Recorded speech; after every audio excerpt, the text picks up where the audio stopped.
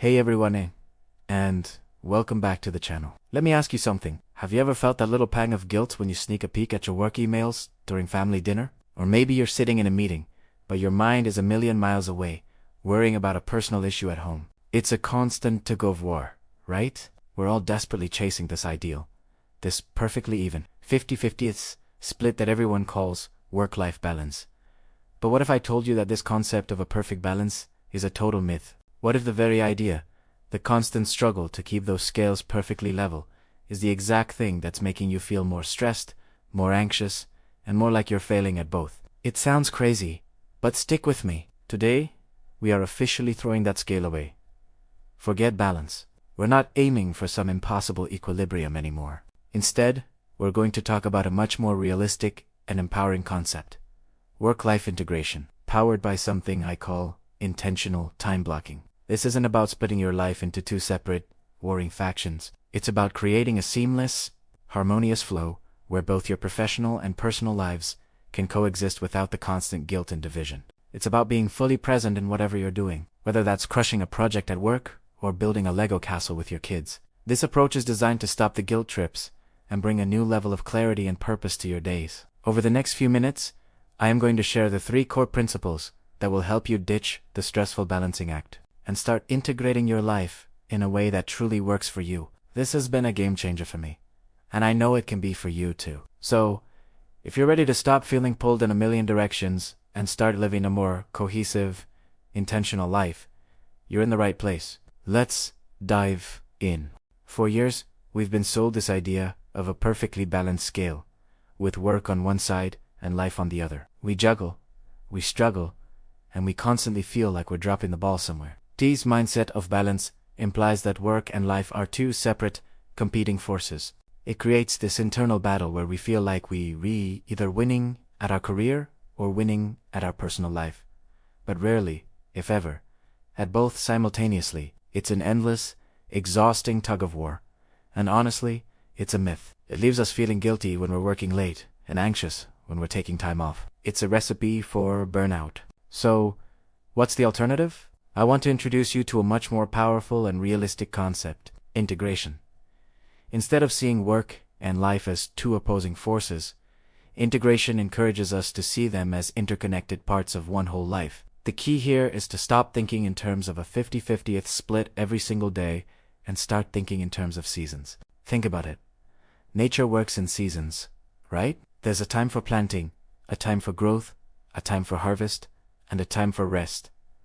Our lives are no different. There will be seasons where your career demands more of your energy and focus. Maybe you're launching a new business, gunning for a promotion, or navigating a massive project. This could be your career growth season, where the split might look more like 80% focused on work and 20% on other areas. And that's okay. The critical part is that this season isn't permanent. After that intense period, you can intentionally shift into a different season. Perhaps you'll enter a family and health season, where you consciously dial back your work commitments to a 20% focus and pour 80% of your energy into reconnecting with loved ones, traveling, or prioritizing your well-being. The beauty of the season approach is that it removes the guilt. Instead of feeling like you're failing at balance, you're succeeding at being present and intentional within your current season. When you're in that 80% work phase, you're fully committed, knowing that a season of rest and reconnection is on the horizon. And when you're in that 80% life phase, you can truly unplug and be present with your family or yourself, without that nagging feeling that you should be checking emails. It's about flowing with the natural rhythms of your life, not fighting against them. The goal isn't a perfect, static equilibrium. It's a dynamic, fluid integration where you feel whole and present wherever you are. So, here's a practical action tip you can implement today. Take a moment to define your current season. Grab a notebook and be honest with yourself. What does your life demand from you right now? Is this a period that requires a 70% focus on your career to hit a specific goal? Or maybe it's a 60% focus on a personal project or a family matter. Double it down. For example, for the next 3 months, I am in a project launch season. I accept this will require about 70% of my energy. By naming it and accepting it, you remove the resistance. You're no longer fighting reality. You're working with it. The next step is crucial. Once you've defined your season, you must be just as intentional about scheduling your downtime and recovery. If you know you're in a 70% work season, you must protect that remaining 30% fiercely. Schedule your workouts, your date nights, your quiet reading time, your hobbies. Put them in your calendar, just like you would a business meeting. This isn't leftover time. It's essential recovery time that will fuel your high-focus periods. This shift from chasing balance to embracing integration has been a complete game changer for me. And I know it can be for you too. It's about giving yourself permission to be fully where you are, knowing that the seasons will change. It's about designing a life that works for you, not one that fits into a rigid, unrealistic box. Alright, let's dive into the second principle of the integrated life. Time blocking for clarity. This is where we move from theory to practical application, transforming your calendar from a simple list of appointments into a powerful tool for living a life of intention. Think about your calendar right now. What's on it? For most of us, it's filled with work meetings, deadlines, and maybe a dentist appointment. But what about the things that truly define your life? What about your health, your relationships, your personal growth? Are those scheduled in, or are they just squeezed into the leftover scraps of time at the end of a long day? This brings us to a crucial concept: intentional time blocking.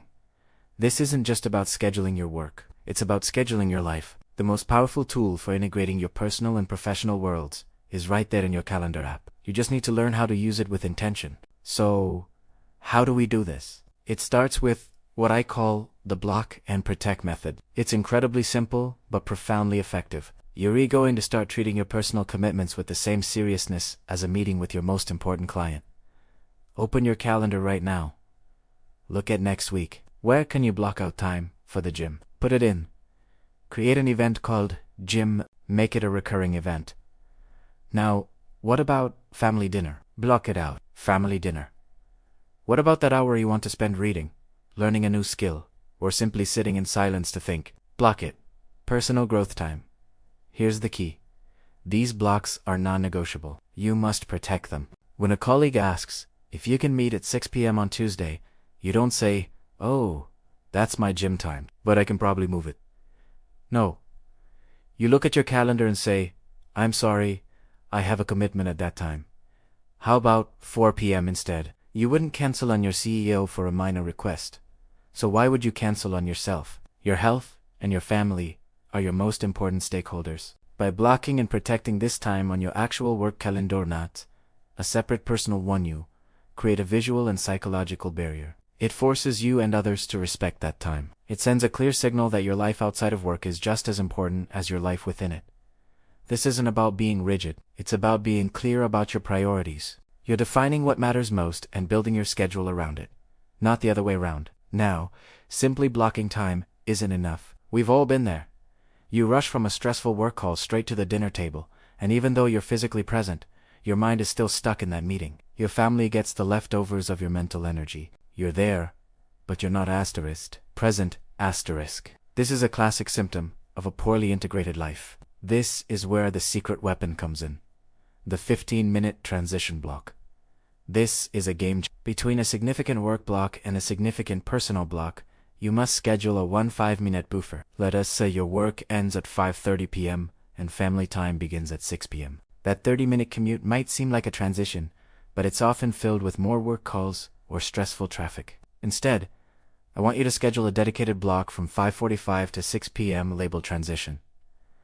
What do you do during this time? You mentally reset. You close your laptop. You put your phone on silent. Maybe you sit in your car for a few minutes and listen to a piece of music. Maybe you do a quick 5-minute meditation or some deep breathing exercises. Maybe you just stare out the window and let your mind wander. The goal is to consciously close the chapter on work you and open the chapter on home you. This small act of intentional transition allows you to walk through your front door fully present, ready to engage with your loved ones with your full attention and energy. You're not just showing up, you're bringing the best version of yourself. This works in the other direction too. Rushing from a chaotic morning with the kids straight into a high-stakes presentation is a recipe for disaster. A 15-minute transition block before your first big work task of the day allows you to center yourself, review your notes, and step into your professional role with focus and confidence. Think of it like an actor stepping onto a stage. They don't just walk on from the street. They spend time backstage, getting into character, preparing to perform. Your life is a series of stages, and each one deserves your full presence. These transition blocks are your backstage moments. They are the essential pauses that allow for a seamless and high-quality performance in every area of your life. By combining the block and protect method with strategic transition blocks, you start to build a framework for a truly integrated day. Your calendar stops being a source of stress and becomes a roadmap for clarity. It reflects your values. It ensures that you are not just reacting to the demands of others, but proactively designing a life that nourishes both your career and your soul. Let me ask you something. Have you ever felt like you're on a treadmill that just won't stop? You hit a goal, and instead of feeling satisfied, you just immediately raise the bar. You get the promotion, and you're already thinking about the next one. You reach your income target, and you instantly set a new, higher one. It feels like a race with no finish line, and honestly, it's exhausting. If this sounds familiar, you're not alone. We live in a culture that glorifies endless ambition. More is always better. More money, more status, more achievements. But what if this constant striving, this relentless pursuit of more, is the very thing that's leading us straight to burnout? We're talking about a concept that might just change the way you think about success and ambition forever. It's Principle 3, defining your success ceiling. So, what exactly is a success ceiling? It has a term for defining what enough looks like for you in a specific area of your life, for a specific period of time. Think of it as a predetermined finish line that you set for yourself. Society tells us the sky's the limit, which sounds inspiring, but it's also a recipe for disaster. If you don't know what enough is, you'll just keep running until you collapse. You'll never feel like you've arrived, because you haven't even defined the destination. This is the ceiling trap. We keep pushing, driven by external validation and the fear of being left behind, until our bodies and minds literally force us to stop. We burn out, we get sick, our relationships suffer, and we look back wondering where we went wrong. The problem wasn't a lack of effort, it was a lack of a defined endpoint. Let's make this really practical. A success ceiling isn't about giving up on your dreams or becoming complacent. It's about being strategic and intentional with your most valuable resource, your energy.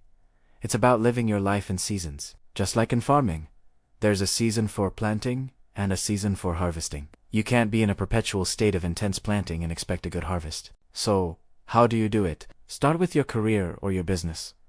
Look at the year ahead. What does a successful year look like for you? Be specific. Is it reaching a certain income level?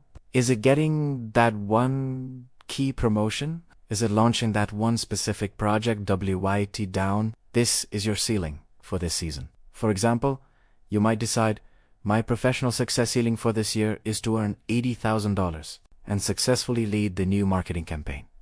That's it. That's your target. Now here comes the magic. Once you hit that ceiling once, you earn that income. Once you get that promotion, once you launch that project, you give yourself permission to shift your focus. Your primary energy is no longer directed at climbing higher on the career ladder for this season. Instead, that energy is automatically reallocated to the next important season of your life. Maybe the next season is your health. You hit your income goal in October? Fantastic. For the rest of the year, your primary focus shifts. You stop taking on extra projects and instead start going to the gym 3 times a week, cooking healthy meals, and getting 8 hours of sleep. You've earned the right to focus on your well-being because you achieved what you set out to do professionally. Or maybe the next season is relationships. You can now consciously decide to leave work at 5 p.m. every day to be present with your family. Plan a weekend getaway with your partner, or reconnect with old friends. Setting a ceiling gives you permission to rest without guilt. It's a powerful psychological shift. Instead of feeling like you're slacking off, you know you're simply transitioning to the next important phase of your life plan. It reframes rest not as a sign of weakness, but as a strategic part of a well-lived life. Think about it. When you're constantly pushing for more, you're always operating from a place of scarcity, a feeling of not enough. But when you define your ceiling, you create a point of fulfillment. You allow yourself to say, I did it. This is enough for now. This creates space for gratitude, for presence, and for joy in your accomplishments, rather than just seeing them as stepping stones to the next, bigger thing. This doesn't mean you'll never be ambitious again. It just means your ambition is targeted and sustainable. Next year, you can set a new ceiling. Maybe it's a bit higher, or maybe it's in a completely different area. The point is, you are in control. You are the architect of your life, deciding where to build and when to rest. This concept also has a wonderful ripple effect on your decisions. When you have a clear ceiling, it becomes much easier to say no. That amazing opportunity that comes along after you've already hit your goal. You can evaluate it rationally. Does it align with your current season of rest or relationships? If not, you can decline it without the fear of missing out, because you know you've already won the game you set out to play for this year. It simplifies your life and protects your energy. This is the opposite of the hustle culture mindset that tells you to say yes to everything and sleep when you're dead. Instead, this approach says, be strategic, be focused, and enjoy the life you're building along the way. It's about working smarter, not just harder, and recognizing that a truly successful life is a balanced one. So, here's your call to action. Take some time this week to sit down and think about this. What is your primary focus for this season? Is it career, finances, a creative project? Now, define your success ceiling for it. What does enough look like for this year? Be specific, write it down, and commit to it. And just as importantly, decide what season comes next. What part of your life will you pour your energy into once you hit that ceiling? Will it be health, family, learning a new skill? Be doing this. You're not limiting your potential. You're unleashing it in a sustainable, fulfilling way. You're building a life where you can thrive, not just survive. You're giving yourself permission to enjoy the journey, not just race to a non-existent finish line. This is a profound shift for many of us, and it takes practice. It goes against so much of what we've been taught, but breaking free from the more trap is one of the most powerful things you can do for your long-term happiness. It is how you build a life that feels as good on the inside as it looks on the outside. It's how you stay in the game for the long haul, without burning out. Define your ceiling, hit it, and then give yourself the incredible gift of rest and renewal. You've earned it. Alright, let's bring it all home. We've talked about a lot today, but if you remember nothing else, remember these 3 core ideas to finally stop that work-life guilt. First, ditch the whole idea of balance and start thinking in terms of integration and seasons. Your life isn't a balancing act. It's a beautiful, ever-changing landscape. Some seasons will be heavy on work, others on family, and that's not just okay, it's natural. Embrace the season you're in without judging yourself for it. Second, time blocking is your absolute best friend.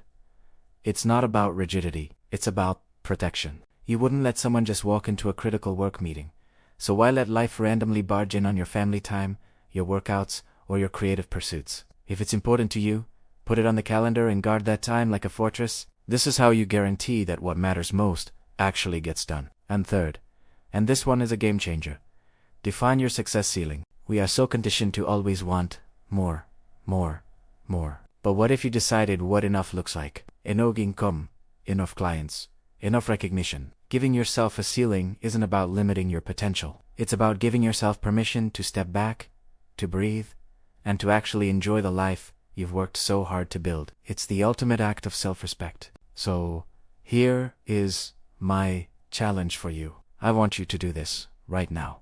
Pause this video, open up your calendar, digital or paper, I don't care, and schedule a 1-hour, non-negotiable self-care meeting for yourself this week. This is an appointment with you. It could be for a walk, reading a book, meditating, whatever recharges you. Once you've done it, come back here and tell me what that block is for in the comments below. I want to see what you're committing to. Let's hold each other accountable and celebrate protecting our peace. If this video helped you in any way, it would mean the world to me if you hit that subscribe button and turned on notifications. We're building a community here of people who are redefining success on their own terms. Thanks so much for hanging out with me today. See you then.